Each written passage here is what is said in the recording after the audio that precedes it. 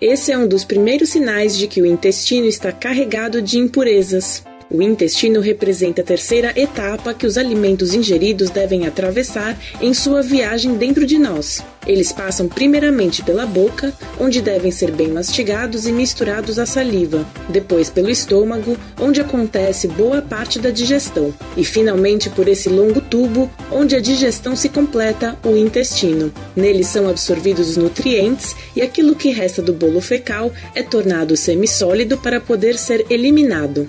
Na primeira metade do século XX, Arbuthnot Lane, cirurgião do rei da Inglaterra, especializou-se na amputação de trechos doentes do intestino e em costurar as pontas que sobraram para fazer com que o órgão recobrasse sua capacidade de funcionamento.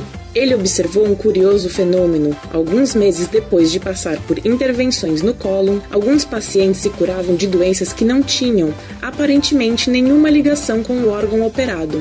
Essas e outras experiências convenceram o cirurgião Lane de que a intoxicação intestinal, sobretudo a do cólon, podia contribuir para o adoecimento de outras partes do organismo que pareciam não ter relação com os intestinos. Ainda hoje, a medicina oficial declara não ter descoberto a causa de muitas doenças que afligem a humanidade. Por que ainda não descobriram as causas desses problemas? Segundo o médico e escritor Bernard Jensen, a medicina leva em consideração apenas os venenos que podem chegar do meio externo, fungos, substâncias químicas, gases, etc., e não avalia aqueles que podem ser criados no intestino e se difundir para o resto do organismo, prejudicando a boa saúde de outras áreas dele. O intestino, com sua notável área de contato com os produtos da digestão, representa um dos órgãos mais influentes do corpo. As últimas partes do intestino, o cólon ou intestino grosso e o reto, são certamente as mais importantes. Nessas áreas, a digestão se completa e substâncias fundamentais são absorvidas: a água,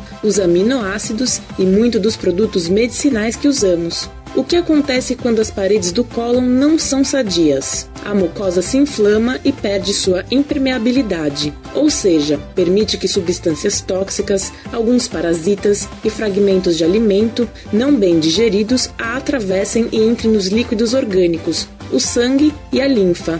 Tais substâncias nocivas, difundindo-se no organismo inteiro, podem gerar os sintomas mais diversos. A relação inclui enxaquecas, alergias, acnes, artrites, psoríase e outras doenças. Examinemos algumas condições responsáveis por fazer do nosso intestino o ponto inicial de tantas disfunções e doenças que, num primeiro momento, ninguém iria associar a esse órgão. 1. Incrustações fecais. 2. Disbiose intestinal. 3. Síndrome do intestino irritável. 4. Síndrome de hiperpermeabilidade intestinal. 5. Glúten e a doença celíaca. Vamos analisar cada um separadamente. 1. As incrustações fecais. A farinha branca, infelizmente, apresenta um grave inconveniente, perigoso e pouco conhecido. Ela cola. Isso é fácil de verificar cozinhando a fogo baixo farinha branca e água. Cria-se uma cola tão boa que até hoje é usada para encardenar livros antigos. Com o passar dos anos, os alimentos que contêm farinha branca deixam uma camada sobre as paredes do intestino, especialmente sobre a parte final deles, o intestino grosso ou cólon. Essa cola, acumulando-se mais e mais a cada dia, pode se tornar tão espessa que no espaço central do intestino, o chamado lúmen, fica difícil passar um lápis. Uma das maiores causas dos problemas intestinais, especialmente os do cólon, é essa cola. Claro, essas incrustações não são as únicas responsáveis. A ela deve-se acrescentar a vida sedentária, a poluição ambiental, o uso de medicamentos não naturais, uma alimentação não balanceada, demasiado rica em açúcares, alimentos refinados e aditivos químicos e, ao mesmo tempo, pobre de elementos importantes como fibras, vitaminas e sais minerais. A tudo isso é preciso acrescentar o estresse, que determina uma alteração das paredes intestinais, provocando contrações excessivas ou insuficientes. Essa condição não apenas causa um acúmulo de toxinas e um aumento das incrustações fecais antes descritas, mas também pode influenciar a flora bacteriana, tornando mais lentos e menos eficazes os processos biológicos próprios do intestino. 2.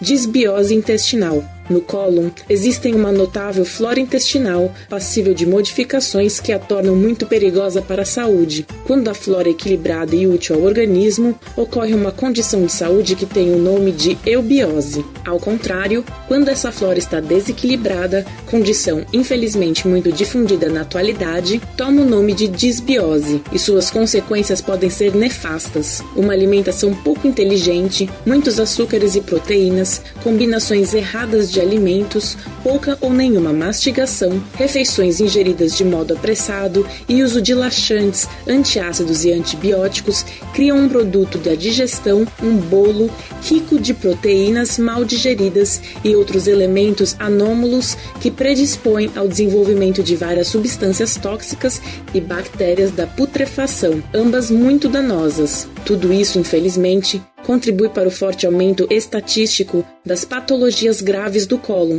como diverticulites, pólipos, retocolites, ulcerosas e tumores. 3. Síndrome do intestino irritável. É uma patologia que faz o intestino espremer o alimento ingerido de modo excessivamente débil ou forte, fazendo com que o trânsito desse alimento seja demasiado lento ou veloz. Às vezes, a síndrome do intestino irritável é provocada pela ansiedade ou pelo estresse. No entanto, muitas outras vezes, os testes revelam a presença de fungos, parasitas e ou bactérias patogênicas. Se permitirmos que a síndrome do intestino irritável prossiga no tempo sem o devido tratamento, ela pode dar origem a desordens muito sérias, como a infecção por cândida, a sensibilidade química múltipla, a síndrome da fadiga crônica, muitas doenças autoimunes e até mesmo o câncer. Vale notar que raras vezes os tratamentos médicos conseguem eliminar a síndrome do intestino irritável. Para seu tratamento efetivo, são mais adequados os remédios naturais. Eles devem ser dirigidos à remoção das causas, a melhora das funções gastrointestinais e a cura da mucosa intestinal. 4. Síndrome da hiperpermeabilidade intestinal. Diversos problemas de saúde surgem por causa do mau funcionamento do intestino, muitas vezes causado pelo estado precário de suas paredes, que perderam a necessária impermeabilidade. Essa patologia é chamada de perda de impermeabilidade da mucosa intestinal. Há fortes suspeitas de que essa perda é a causa básica de várias patologias, entre as quais doença celíaca, infecção por cândida, doença de Crohn, infestação por giardia, fadiga crônica, asma, dores de cabeça, artrite, entre outras. A patologia acontece quando, nas paredes do intestino, os espaços entre as células se ampliam a ponto de possibilitar a passagem e a subsequente entrada de substâncias tóxicas na corrente sanguínea. Essa condição anômala permite às gorduras e os dejetos que não puderam ser absorvidos, bactérias, fungos, parasitas com suas toxinas,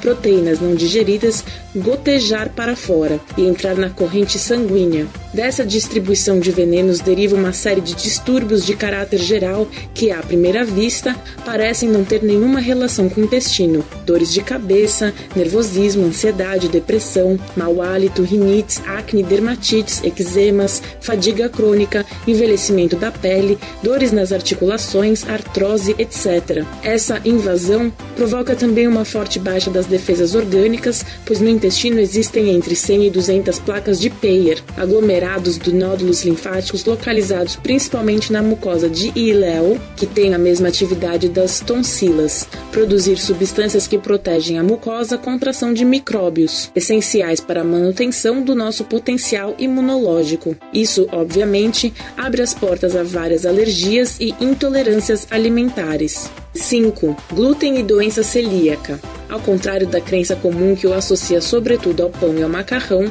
o glúten existe também em vários outros cereais: trigo, cevada, centeio, sorgo e, obviamente, em todos os seus derivados. A grande utilização atual do glúten advém do fato de que essa substância torna as massas mais macias e elásticas, uma grande vantagem na panificação, pois assim o pão fica mole e não se esfarela quando cortado em fatias. Arroz, milho, quinua e trigo sarraceno não contêm glúten. A aveia também não, mas como é processada em máquinas que também processam cereais com glúten, acaba se contaminando. São relativamente comuns as alergias ao glúten, nas quais a resposta imunológica é similar àquela que acontece nas demais doenças alérgicas de origem alimentar, com o aparecimento de vários sintomas. Às vezes, essas alergias podem desembocar uma moléstia autoimune extremamente grave, a doença celíaca.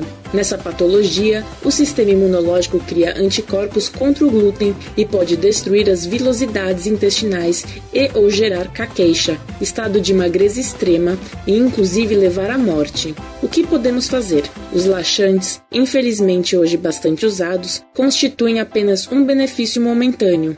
A longo prazo, eles tendem a danificar a mucosa intestinal. Para limpar o intestino de forma radical, pode-se fazer algumas sessões, no máximo 4 ou 5, de lavagens intestinais e outros tratamentos ainda mais completos. Para manter limpo o intestino, convém retomar o velho hábito de refazer desintoxicações intestinais regulares. Um dos primeiros sinais de que nosso intestino está carregado de impurezas é o aparecimento de cravos, espinhas, furúnculos e outras inflamações na pele. Se procurarmos eliminar essas inflamações com o uso de pomadas, corremos o risco de bloquear essa descarga e fazer com que o corpo acumule as impurezas em algum outro órgão ainda mais importante do que a pele. Criam-se assim os pressupostos para problemas bem mais graves. Dieta para prevenir e curar doenças no intestino. Confira a dieta que ajuda na recuperação da flora intestinal. Café da manhã. Fruta fresca da estação. Uma maçã, alguns figos ou ameixas secas, colocadas de molho num pouco de água na noite anterior. Beber muita água, kefir e iogurte coalhada naturais. Evitar os alimentos em que haja mistura de farinhas e açúcar, pois ela acidifica o organismo. Almoço. Comer cereal sem glúten com arroz ou quinoa, verduras e legumes crus à vontade, alternar frango ou peixe. Jantar. Arroz ou quinoa sempre com verdura crua ou, em vez do cereal, batata doce ou inhame. Alternar frango, peixe, ovos, queijos de cabra, iogurte ou coalhada. Melhor evitar carnes vermelhas. Atenção aos alimentos à base de soja, pois quase sempre fazem parte dos organismos geneticamente modificados transgênicos. Frutas. Melhor quando estão maduras e da estação, mas sempre longe das refeições principais. Sol. O sol, vitamina D, também pode ser considerado uma forma de alimento benéfico para as células do intestino, o que deve ser evitado. Doces, café com leite, leite de vaca e derivados, carnes vermelhas, bebidas com gás, sucos de fruta conservados, pão branco e até mesmo o integral. Se você gostou, deixe sua opinião nos comentários. Deixe seu like, inscreva-se no canal e compartilhe esse vídeo com seus amigos. Até breve!